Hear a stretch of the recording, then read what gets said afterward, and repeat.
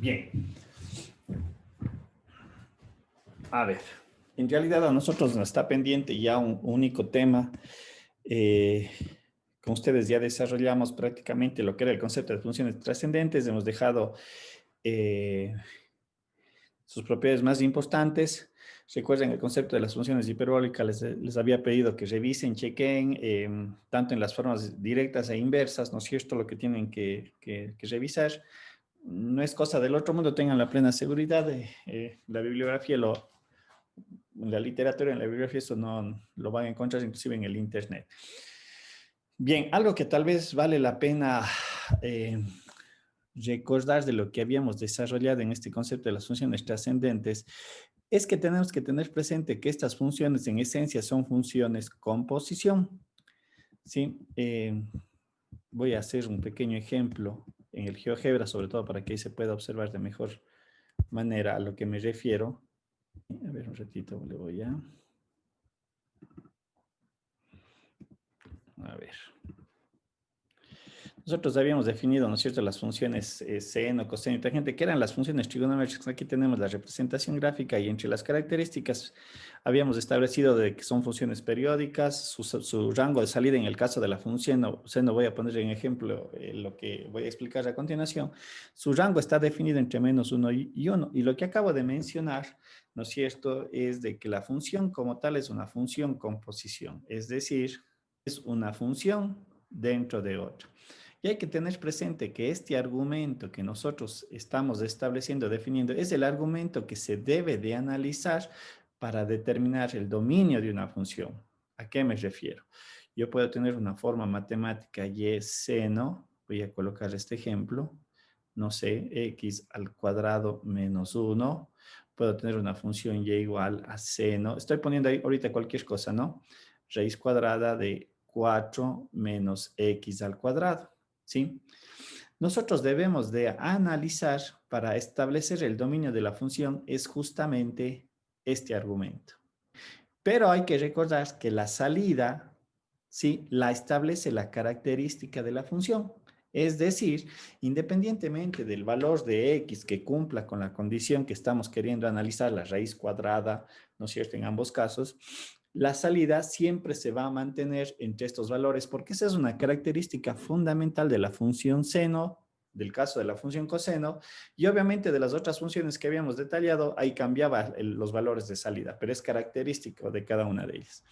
Por ejemplo, tomemos en consideración estas funciones de aquí y veamos qué es lo que sucede, cómo cambiaría la representación gráfica de la función en algunos casos, porque ya no graficaría el seno como tal. A ver, permítame un ratito. ¿Dónde está? Aquí está. ¿Sí? Aquí yo ya le tenía un poco representado gráficamente. Déjenme ver. Aquí me parece que está, ¿no? ¿Dónde le puse? Bien, no importa. Pongámosle una función nueva. A ver, salir de la página. Me considero que es importante hacer esta aclaración, me parece que no lo había hecho. Por ejemplo, recordemos, la función seno de x sabemos que tiene esta representación sinusoidal entre más o menos y 1, pero ¿qué sucede cuando yo al argumento le comienzo a dar otras, a mezclar, si quiero poner ese término, ¿no es cierto? Por ejemplo, digo x al cuadrado menos 1. Cualquier valor le estoy dando, ¿estamos? Eso no es lo... Si ven, aquí la función yo no puedo indicarse que se refiere a una función seno. Mucho cuidado, porque aquí cambia ciertas características y la gráfica lo dice así. Esto ya no es la función, vuelvo a reiterar, una función seno, que obviamente sus otras partes o los otros puntos que le pertenecen a la curva tiene ciertas características muy similares a la función seno, ¿sí?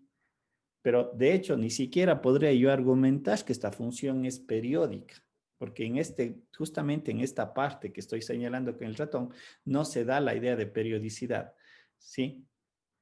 ¿Estamos? Entonces hay que tener presente que mi análisis está en el argumento, pero lo que sí se está manteniendo característico de la función seno, déjenme ver un ratito si es de esta, no, esta no es la que tengo que manipular, sería la de acá. Pongámosle acá 8. Lo que sí podemos nosotros observar es que la característica de salida se mantiene, porque ustedes si observan, se mueve de -1 a 1. Esa condición no ha cambiado y era propio de la salida de la función seno. Lo mismo puede suceder con la función coseno. Voy a colocar aquí algo similar a la función coseno de coseno. Voy a poner la misma función interna, la función composición que está ahí descrita. Y veamos aquí qué me da como representación gráfica. Es la curva que está en este caso en rojo. Nuevamente, no se confundan, ni tampoco mezclemos los criterios o los conceptos. Esta ya no es una función periódica, ¿sí? Debido a que ese argumento cambió, está estructurado por otra forma matemática. ¿Sí? Entonces un poquito quería recordarles de esta parte y lo mismo va a suceder con la función tangente, la cotangente, la secante, la cosecante y sus funciones inversas también que habíamos analizado. Todo este conjunto de funciones son composición. La función exponencial. Recuerden que la función exponencial habíamos visto, a ver, déjenme ver, e elevado a la x, ¿no es cierto? Es esta función la que está aquí, estoy describiendo. Esta es la función exponencial e a la x, pero ¿qué sucede cuando su argumento, que en este caso es la potencia, ¿no es cierto?, la variable x, por eso no creo haberlo analizado el día de ayer, ¿sí?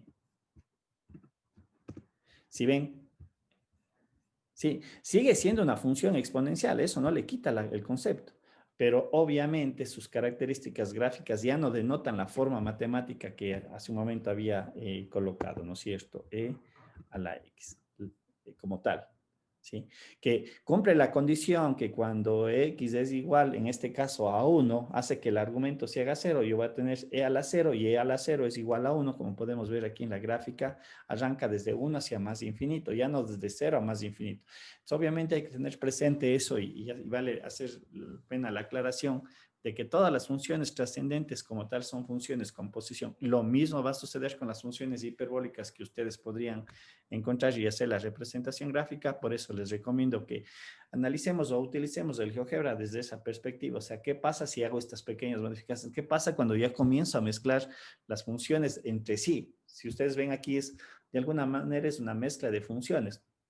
Una función radicación que está dentro de una función seno, ¿sí? Entonces hay que tener presente estas consideraciones. ¿Estamos? Lo mismo va a suceder, voy a colocar aquí un ejemplo, no sé si me ocurre en este momento, seno de x, ¿no es cierto? Podemos observar qué es lo que sucede cuando también tengo una función composición de la radicación. ¿Cuál es el comportamiento? Es evidente que las partes negativas de la función seno no podría considerarse. Por ejemplo, esta yo sí podría argumentar que es una función periódica, porque el argumento del seno de x mantiene la periodicidad, ¿sí? Y obviamente aquí se tiene, debido a que el seno de x se mueve entre 0, entre -1 y 1, no toma valores negativos, por lo que acabamos de argumentar que solamente puede tomar valores positivos por la radicación. Pero podemos ver aquí que la salida sí se va entre 0 y 1, no supera el valor de 1, a no ser de que obviamente ya comience yo también a tener otras formas, ¿no? No sé, ya puedo comenzar a mezclar funciones. Sí, aquí tengo otra forma de la función que es no es periódica, nada que ver. O sea, se puede observar aquí claramente que no es una función periódica, ni tampoco es una radicación pura como tal, que es la envolvente. Eso sí se puede observar que me da una envolvente de una radicación, es otra cosa. Pero si ustedes observan, allí tienen estos churucos, ya es características del problema. Esos churuquitos que ven allí, esos como olas, obedece a la función seno de x, de esa parte de la periodicidad, ¿sí? Tendrán presente ese tipo de consideraciones o aspectos que se podrían presentar. Un poquito quería hacerles este recordatorio de lo que ya habíamos desarrollado y obviamente esta parte de la periodicidad como tal, ¿sí? ¿Ves donde lo que es la función composición? Todas las funciones que hemos desarrollado, inclusive la función logaritmo, etcétera, etcétera, son funciones composición, por lo tanto, hay que tener presente estas consideraciones en el análisis del dominio, ¿sí? Y las consecuencias de la salida, cuál era su comportamiento. Preguntas, dudas, alguna inquietud. No sé si queda claro un poquito esa aclaración, el haber hecho esta pequeña recordatorio de lo que se vio anteriormente y aclarar más bien estas ideas matemáticas que se podrían presentar en algunos ejercicios. Preguntas. Pueden tener pasta entera, o sea, todo, ahorita sí que podemos comenzar a mezclar cualquier cosa, ¿sí? Entonces hay que tener presente eso. Bien, preguntas. ¿Alguna duda? Paulina, Marlon, Alan, ¿alguna consulta? Ninguna, profe. Bien, el último tema que nos corresponde ver en Solo este una, profe. capítulo es, bueno, ¿alguien me iba a decir algo? Sí, solo una. No nos va a tomar así en el examen como está representada en la vida real, ¿o sí? ¿Cómo? No entiendo. Se ve un poquito larga para nada, solo más. Lo que sí les digo es, un ejercicio que va a entrar de cajón de funciones es el de funciones especiales, la pasta entera, el signo, tal vez un mix de funciones. Ya les voy a subir un video, como dije, les había dicho la semana anterior, ya se me pasó el tiempo. Les voy a subir un video que hicimos con el otro paralelo, un grupo de ejercicios en ese sentido. Más o menos cómo podríamos hacer el desarrollo, lo que yo esperaría que me pongan en el examen, algo así.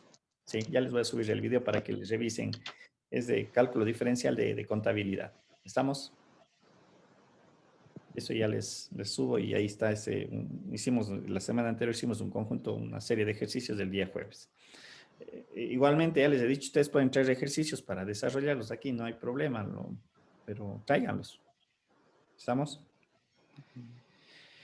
Bien, ahora, ¿para qué sirven las funciones? Porque, claro, vamos viendo un argumento matemático, hemos visto que tiene un dominio, que tiene un rango, hay funciones que se caracterizan por sus entradas y su comportamiento en la salida, las funciones especiales, las funciones trascendentes, las funciones en forma de potencia, las formas cuadráticas. Sí, pero ¿y ahora de qué manera le vamos a considerar o para qué nos va a servir? Justamente, el concepto de las funciones es para el manejo de los modelos matemáticos. Ustedes cuando vean la matemática o el cálculo integral, ahí también van a volver exactamente a ver lo que es la idea de la función, pero bajo otra óptica. Hay modelos matemáticos que no solamente tienen una variable de entrada, sino tienen que tener múltiples variables de entrada. Y es lo que puede suceder en un proceso de producción. Yo suelo poner siempre este ejemplo, que por ejemplo, para hacer zapatos, ¿qué es lo que ustedes necesitan para hacer Eh, zapatos? O para hacer muebles, Dependiendo, digámosle de esta manera, para hacer muebles, ¿qué es lo que se necesita? digamos, del material, si son zapatos de cuero, sería primero el cuero, las plantas y todo Ya, eso. cambiémosle el ejemplo, pongamos el de maderas, hacer una fábrica de muebles, para hacer mesas, ¿qué es lo que necesita? Primerito dan la madera y los Ya, ¿qué instrumentos más? para realizar, los instrumentos para realizar los cortes de madera y el pegamento y Ya, todo eso. ¿qué más? Cabos, pegamento, Ya, correcto, exacto, a eso quería porcentado. llegar. Si es verdad lo que me acaba de decir alguien, la que le antecede en la palabra, ¿no es cierto? Ella me dio ya más o menos una estructura de pronto para sacar costos, porque yo tengo que saber la madera, tengo que saber la maquinaria, la mano de obra, y al final yo podría sacar cuánto me cuesta construir una mesa de madera, una silla, ¿no es cierto? Como digo, ahora hagamos la siguiente desagregación, lo que usted acaba de mencionar. Yo quiero solamente ahorita, quiero saber para construir la madera, ¿qué necesito? ¿No es cierto? Entonces, obviamente van a necesitar la madera, obviamente van a necesitar clavos, o voy a necesitar tornillos, voy a necesitar pega, voy a necesitar pintura, voy a necesitar laca. Ahorita no me interesa cuánto me va a costar la madera, ¿no es cierto? La mesa como tal, ¿sí? Sin embargo, yo puedo decir, de la madera, ¿qué tipo de madera? Puede ser madera de laurel, de pino, no sé, otros tipos de madera, no se me ocurre ahorita, no conozco, no. Pero si ven que el rubro madera se convierte como una variable, porque yo podría tener diferentes maderas, de diferentes tipos, ¿sí? Los clavos, clavos de acero, clavos de hierro, clavos de aluminio, me estoy inventando ahorita cualquier cosa, de 2 centímetros de largo, de 3 centímetros, el clavo también se vuelve una variable, ¿sí? La laca, no sé, para interiores, para exteriores, para que me permita ser impermeable, no ser impermeable, no sé, estoy diciendo cualquier cosa. La pintura blanca, roja, amarilla. Si ven que todos esos elementos se convierten como variables, ¿no es cierto? Entonces, obviamente, en un modelo matemático, yo no solamente voy a tener una única variable de entrada, que es justamente lo que nosotros estamos o vamos a desarrollar en esta primera parte del cálculo diferencial. Nosotros estamos analizando funciones que únicamente tienen una entrada y tienen una salida, porque si nosotros vemos el producto final que yo quiero conseguir es la mesa o la silla, ¿no es cierto? Pero atrás de eso hay muchos otros componentes. Y es lo que venimos, vuelvo a reiterar lo que dije hace un momento, nosotros a un valor de entrada queremos saber cuál va a ser su componente de salida. Entonces, las funciones en realidad me sirven justamente para hacer este modelado matemático. En este modelado matemático yo tengo que considerar un conjunto de operaciones y símbolos. ¿A qué me refiero como operaciones? La suma, la resta, la multiplicación, la división, el uso de símbolos para poder expresar ciertas relaciones, ¿no es cierto? Todo esto yo le debo de construir una relación analítica que me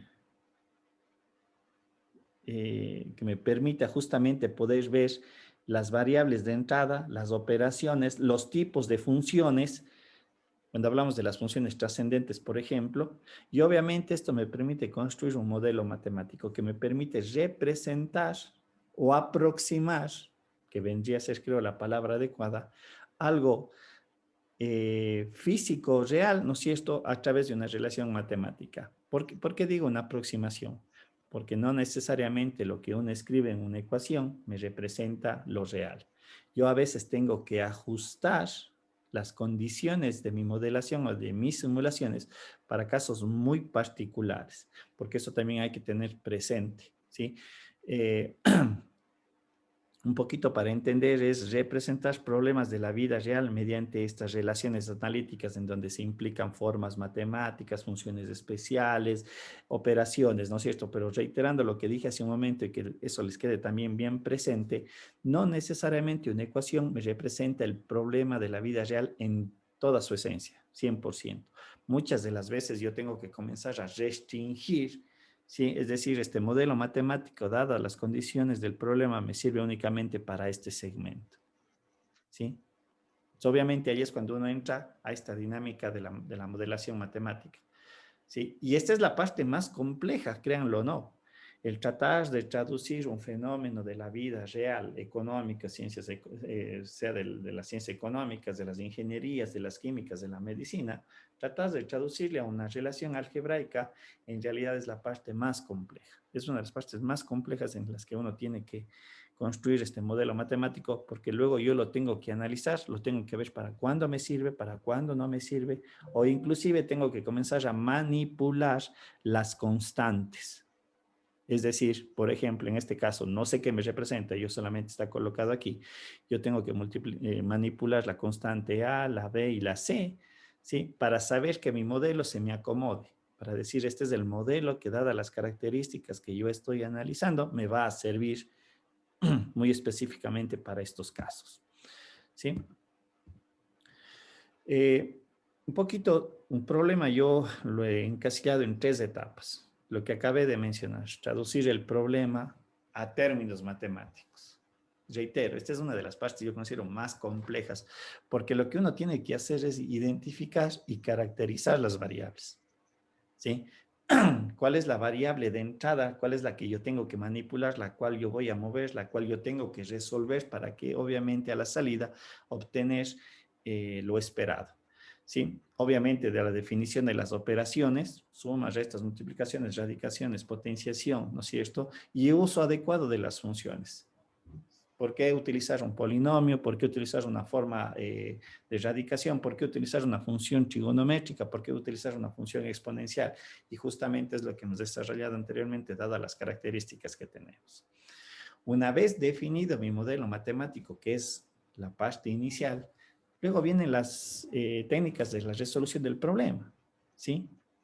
Es encontrar para qué valores de X se me resuelve el problema, me da las condiciones que yo esperaría obtener y obviamente una vez resuelto el problema, verificar la solución para ver si es que son coherentes, ¿no es cierto? O sea, yo no puedo, matemáticamente yo puedo, si es que un problema yo lo tengo una ecuación planteada, matemáticamente a lo mejor yo puedo encontrar la solución, ¿sí?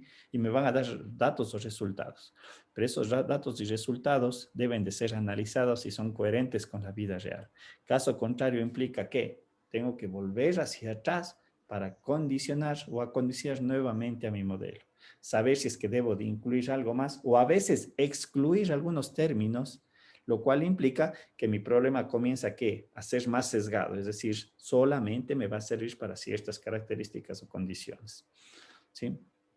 Obviamente, una vez que ya he verificado la solución, interpretar los resultados en los términos del problema original. Y obviamente decir, vean, este problema bajo estas características me sirve para estos datos, ¿sí? Y obviamente lo podría utilizar ya en esas condiciones del problema. Aquí un poquito lo que yo mencionaba, he planteado unos ejercicios en los cuales yo tengo que construir la ecuación y obviamente luego tratar de interpretar. Ponemos este ejemplo, dice, un estacionamiento en la ciudad dice cobra $20 por la primera hora y $10 por cada hora adicional. Dice, expresa una función que relacione los costos en términos del tiempo. Entonces, obviamente aquí es lo que yo debo de capturar, las variables de entrada y las variables de salida. No sé si el ejemplo, bueno, alguien puede decir, pero es lo lógico. Uno cobra el peaje en función del tiempo, sí, verdad es, pero yo creo que este problema sí nos ayuda justamente a tratar de construir una relación para modelarnos hacia adelante. ¿Qué sucede cuando un carro comienza a parquearse más de 2, 3, 4, 5 horas? Y obviamente meterle a una formulación matemática. Esa es la idea de la modelación. Bien, partiendo de la solución, primero establecemos las variables. Pues la variable X, ¿no es cierto? La variable T, las que ustedes quieran definir debe de identificarse de manera clara cuál va a ser su variable dependiente, cuál va a ser su variable independiente. Es evidente que la variable independiente viene a ser mi costo monetario. ¿Sí? Es decir, cuánto tengo que yo cobrar cuando un carro entra a mi parqueadero y se queda dentro de la primera hora y después de la segunda hora, para saber cuánto debo de cobrar. ¿No es cierto? Dice, sea X la variable que representa el tiempo y Y la variable que representa la cuota de estacionamiento, ¿no es cierto? En este caso, X es el tiempo y Y es lo que yo tengo que recibir. ¿Sí? Y aquí nos da algo el propio ejercicio. Dice, cuando X es menor o igual a 1, hace referencia a la primera hora, dice, yo debo de cobrar $20. ¿Qué es lo que hacen los parqueaderos? ¿No? Creo que en alguna ocasión todos hemos entrado a un parqueadero y hemos visto o nos ha tocado pagar. Así 5 minutos ya me cobran la fracción como ellos le denominan, ¿sí? Y dice, a cada hora adicional se le va a sumar 10, por lo tanto la función quedaría representada de la siguiente manera, ¿sí? Dice, ojo, este es un planteamiento. Alguien podría formularse algo similar, otro modelo matemático, y que me da los mismos resultados. Ojo, no es mucho cuidado, ¿no? De que hay un único camino para llegar a una interpretación. Es más, si alguien saca otro modelo matemático, correspondería ver si los dos cumplen las mismas características cuando yo comience a dar datos. ¿Estamos? Entonces, eso es algo muy importante también tener presente. En este ejercicio dice que el modelo matemático que me describe lo que está en las primeras líneas dice que y de x debe ser igual a 20 más 10x menos 1. ¿Sí? Obviamente con el condicionante de que x tiene que ser mayor o igual a 1. ¿Sí? Más de la primera hora, mayor o igual a 1. Y nosotros podemos verificar.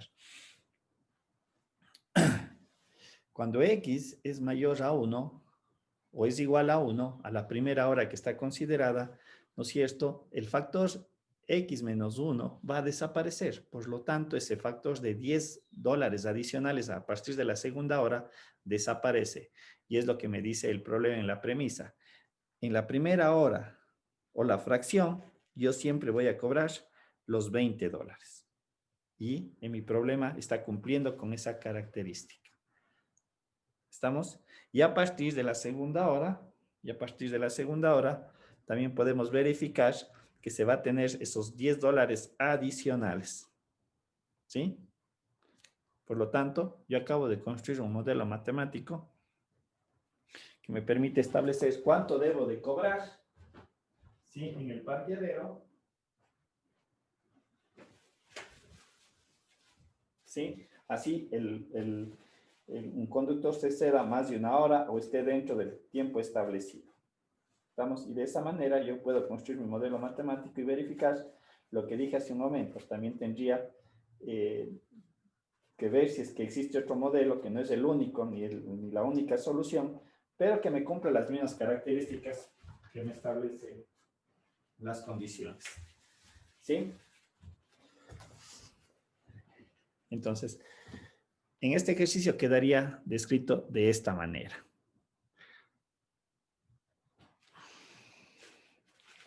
Bien, un segundo ejercicio, como está ahí detallado, descrito, ¿sí? Me dice lo siguiente. Dice, de una hoja de lata de 25 centímetros de ancho, se pretende hacer una canaleta para la lluvia. ¿Sí? Sí, es lo que se tiene en los techos, ¿no? Para lo cual se realiza un doblez, el cual no está definido. Se pide que se exprese la área transversal de la canaleta en función de la altura. ¿Sí? La área de la... A ver, un poquito para ver cuál sería la solución matemática de este planteamiento. ¿Sí? Dice, el área de la figura geométrica que nosotros estamos buscando construir, sí, para que me dé la canaleta, dice que es un rectángulo. Es decir, algo así. Esta es mi plancha de zinc, ¿no es cierto? Y lo que yo quiero hacer es esto, una canaleta en este sentido. Así más o menos quedaría descrita la canaleta.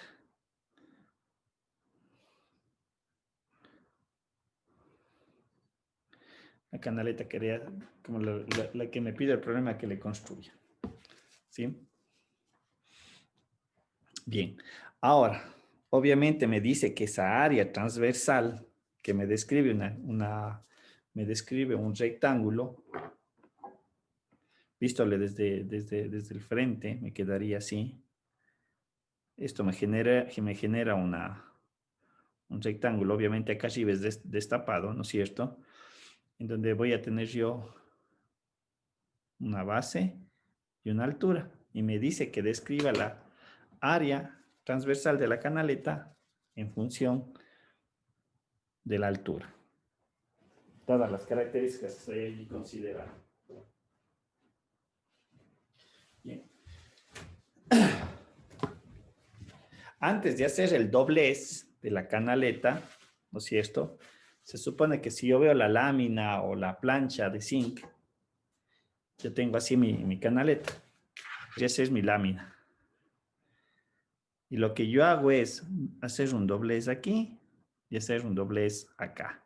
Que es evidente, pues pura geometría, este doblez de aquí tiene que ser igual al de acá. O sea, para mantener la configuración del rectángulo, esas dos tienen que ser la misma, ¿no es cierto? Déjenme ver si tengo aquí. A ver, un ratito. Voy a hacer lo mismo, pero en una pizarra más bien para un poquito tener más control. Ya. Lo que estoy mencionando es esto. A ver, un poquito le voy a volver a hacer el ejercicio. Esta es mi plancha de zinc. ¿No es cierto?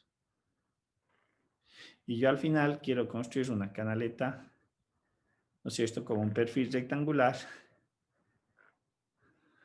Y al final voy a construir esto. Esa es mi canaleta, perdón, este de aquí no va. Y se quedaría visto de esta manera. Esa es mi canaleta. Lo que yo estaba haciendo hace un momento era, muy bien, mi perfil visto de frente, la canaleta vendría a ser esto. A ver, un ratito de aquí que me sale chueco. Eso es lo que yo voy a tener. Esta vendría a ser mi canaleta. Lo que yo decía hace un momento, esta es una base, esta es una altura. Pero previa a ser, yo, si le veo a mi lámina estaría más o menos así descrita, lo que decía hace un rato. Aquí le hago un doblez que no sé dónde todavía, pero lo que me estaba mencionando, esto tiene que ser igual a lo de acá. O sea, para mantener la figura del perfil de un rectángulo. ¿Sí? Esto vendría a ser lo que me corresponde realizar. Y aquí es donde yo voy a mezclar ya las relaciones algebraicas. Por geometría, yo sé que el área de un rectángulo dice que es igual a base por altura. ¿Sí? ¿Estamos? Y yo sé que esto de aquí, toda esta longitud del perfil, es decir, este lado de aquí, de lo que tenemos aquí descrito, viene a ser igual a ¿qué?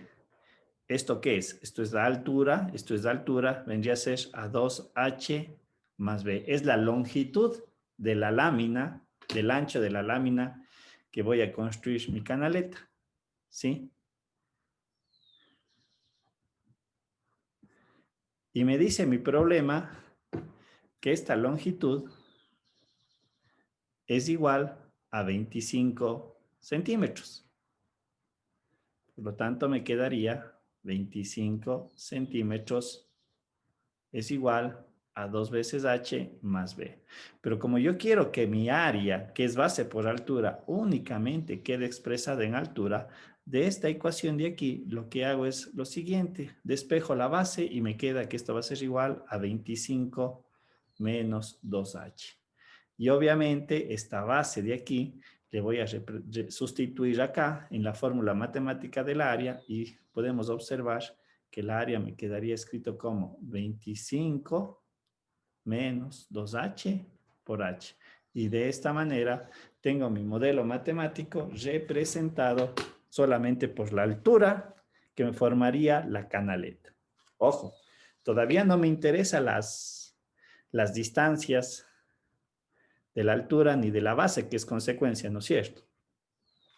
Tendránle presente este problema cuando veamos la derivada, porque ahí entramos en otro campo, ahí entramos en el campo de la optimización, ¿sí? Y que justamente sale del análisis de la derivada.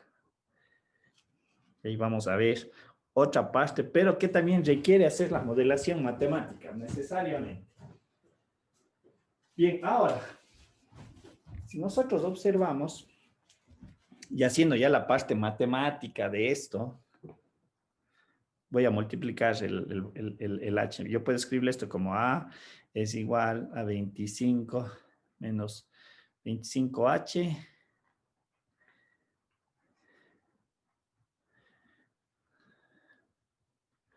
me quedaría que el área dice que es igual a 25h menos 2h al cuadrado. ¿Quién me puede decir qué tipo de gráfica es esta? Olvidémonos por un momento qué es el problema que plantea, pero ¿qué tipo de gráfica es esta?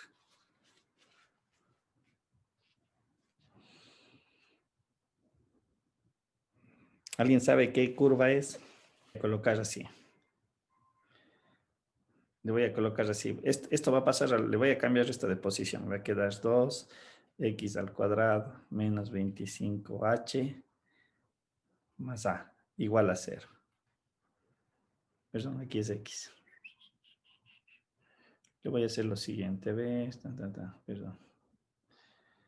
Le voy a hacer así, verán. ¿Qué curva es? ¿Quién me puede identificar? Cuadrática, profe. ¿Ya? ¿Qué curva me describe? Es cuadrática, correctísimo. ¿Qué curva me describe? De las cuadráticas, ¿cuáles teníamos? ¿Qué gráficas? ¿Qué curvas teníamos de las cuadráticas? ¿Qué curvas nomás teníamos? Profe, teníamos la circunferencia, la parábola, la elipse. ¿Y la? La hipérbole. Y la hipérbola, correcto. De esas 4, en mi modelo matemático, ¿cuál calza? La parábola. La parábola, Parábola. correcto. ¿Sí? ¿No es cierto? No sé si nosotros tenemos la forma de la parábola. Un ratito.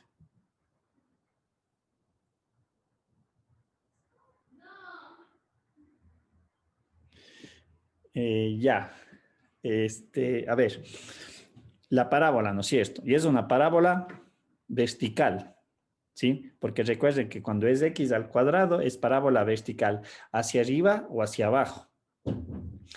Porque si ustedes observan, en vez de a yo le coloqué la y, porque a es la variable de salida, porque a es la área, ¿no es cierto? Y h le dije que es el x porque es la variable de entrada. Es justamente el coste que yo tengo que realizar. ¿Cuánto voy a medir para obtener estos valores de h? Obviamente, y como consecuencia me va a dar el valor de la base del rectángulo. ¿Estamos? Ahora, si yo hago esta representación gráfica en una curva, ojo, ya he identificado que es una parábola, cuadrática, es una parábola vertical. En este caso es una parábola vertical hacia abajo, ¿sí? Y eso es lo que tengo acá graficado. O esperen un ratito, más bien esto quiero que le vean. También es importante porque es parte del modelo matemático que yo ya tengo que ir dando ciertas connotaciones. Esta parábola, como ustedes acaban de ver, esto es X, esto es Y, o lo que es lo mismo, esto es la área y esto es H. ¿Estamos? Matemáticamente la parábola estaría descrita de esta manera, tal cual. ¿Sí? Mi pregunta es, de esa parábola, ¿qué no debería yo de considerar? ¿O qué casos no se darían? ¿Y por qué? Los casos que están bajo cero, ¿no? Los casos que están bajo cero en Y. ¿Por qué? Porque no hay áreas negativas. ¿Sí? Por ejemplo, si yo digo estoy aquí, en este valor del dominio, y digo voy a medir esta, o voy a calcular esto me va a dar valores negativos de área. ¿Sí? Igualmente en la parte de acá. Por lo tanto, mi problema solamente debe ser desarrollado aquí, en esta parte. Porque solamente considero áreas positivas. Para empezar. Recuerden que hemos definido que 25 es igual a 2h más b, ¿no es cierto? De la gráfica que hicimos para hacer los dobleces. Ahora, aquí viene otra pregunta.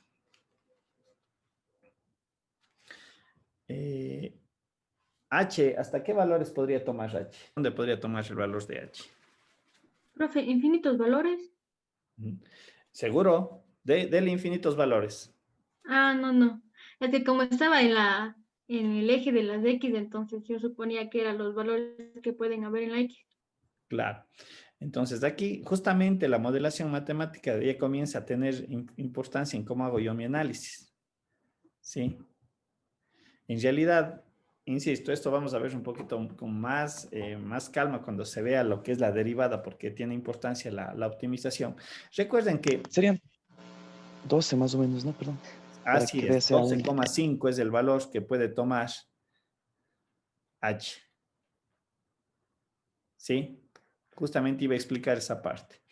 Yo estoy formando rectángulos de este tipo. ¿Sí? En función del doblez que yo haga. Pero yo podría tener un rectángulo así. Podría tener un rectángulo así. Pero obviamente la suma de esto más esto y más esto, ¿no es cierto? La suma de estos, de los tres lados de este rectángulo, porque el cuarto no lo estoy considerando porque es abierto, me tiene que sumar siempre ¿cuánto? 25, 25, 25. Pero créanlo, ¿no? Y como digo, esto lo vamos a ver con la derivada.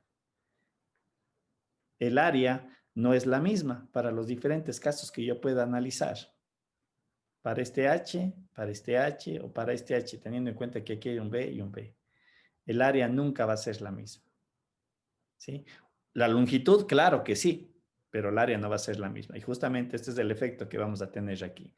Y vamos a darnos cuenta cuando analicemos esto con la derivada, que el punto óptimo, para decir que esta sea la área máxima, se va a dar justamente en este punto del dominio, que si no estoy mal es 6.25. Como digo, esto ya lo sacaremos matemáticamente.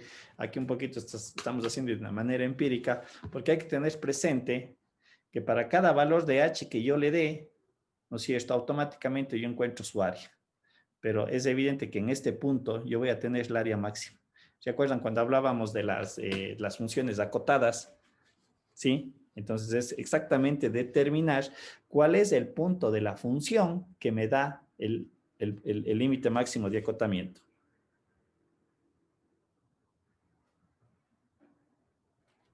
Y eso se lo consigue.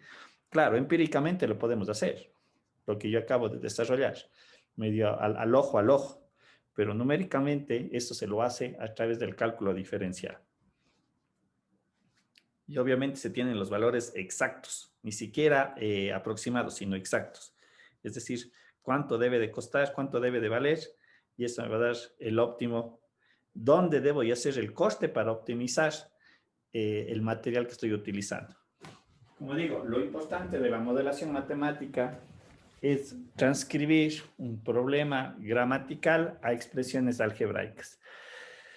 Lo que un poco se ha colocado aquí en la presentación es decir, los pasos que yo debo de seguir, los elementos que yo debo de identificar como primera parte, y luego obviamente con las herramientas que iremos viendo más adelante. Aquí está justamente el problema que les decía. Aquí de alguna manera empírica, en vez de H le coloqué el X, ¿no? De manera empírica hemos ido dando puntos y obviamente identificamos la forma de esta expresión que era una ecuación cuadrática que me describe una parábola que era en la parte hacia abajo. Yo he ido posicionando los puntos y yo podría ver efectivamente que más o menos en 6,625 me va a dar el punto máximo de la área, ¿sí? Y eso me va a dar las dimensiones que yo debería de costar, la lámina para hacer el doblez. ¿Estamos? ¿Qué es lo que debemos nosotros de hacer para poder construir los modelos matemáticos? En realidad, creo que en alguna ocasión les había mencionado que la parte práctica es muy, muy importante. ¿Sí? No esperar previo a un examen o una prueba y ese rato comenzar a querer desarrollar los ejercicios. Entre los consejos que podemos nosotros obtener es que un problema se lo debe de leer varias veces. A la primera no necesariamente voy a sacar toda la información, ¿sí? Varias veces me va a permitir determinar qué es lo que me pide el problema, qué es lo que debo de identificar, cuáles son las variables de entrada, cuáles son las variables de salida, cuáles son las constantes que yo de alguna manera también podría manipular en algún momento, ¿sí? Tratar de desarrollar un diagrama con los datos más importantes, ¿no es cierto?, para relacionar las incógnitas de entrada y de salida. Y en algunos casos o en alguna literatura también se pide ya un poquito para cuestiones más avanzadas, descomponer el problema en algo más pequeño. ¿Sí? Lo que hice hace un momento con lo que decíamos de la mesa de madera o inclusive de los zapatos. A mí, ¿qué me interesa al final? Es sacar el costo de la mesa, ¿no es cierto? Para saber cuánto tengo que cobrar, para sacar mi utilidad. Pero yo puedo ir desagregando en problemas más pequeños. Decir muy bien lo que es material, lo que es mano de obra, qué implica. Y así voy haciendo los problemas más pequeños. Construir las relaciones mediante las expresiones algebraicas que ya hemos mencionado. ¿Sí? Y obviamente comenzar a testear mi función, para saber cuál es el comportamiento y para ver más o menos lo que había mencionado aquí, el análisis de esto. En la primera prueba, muy bien. ¿Qué pasa si hago con 5 horas haciendo numéricamente con respecto a mi función? Y ver esas características, ¿no?, del problema como tal. Listo. Bien, disculparán. A ver, déjenme ver. Entonces, un poquito con este último tema que hemos desarrollado, estamos finalizando el capítulo 3, ¿sí?, que hace referencia a lo que son las funciones. Como digo, este es un primer preámbulo ya de lo que es el cálculo diferencial y de hecho muchos de estos conceptos los vamos a utilizar cuando se vean en el límite y en la derivada. Y volveremos nuevamente a este tema que acabo de desarrollar, ¿no es cierto?, de la modelación matemática, justamente para ir estableciendo cuáles son las condiciones de entrada cuando yo entro al tema de la optimización o de la maximización o minimización que se conoce, y es algo que, reitero, ustedes en el cálculo integral volverán a revisar los conceptos, pero se extenderá en términos de funciones de varias variables. Y es importante que tengan bien claras estas ideas matemáticas, que luego allá prácticamente es una repetición, ¿sí? ¿Preguntas, dudas, alguna inquietud?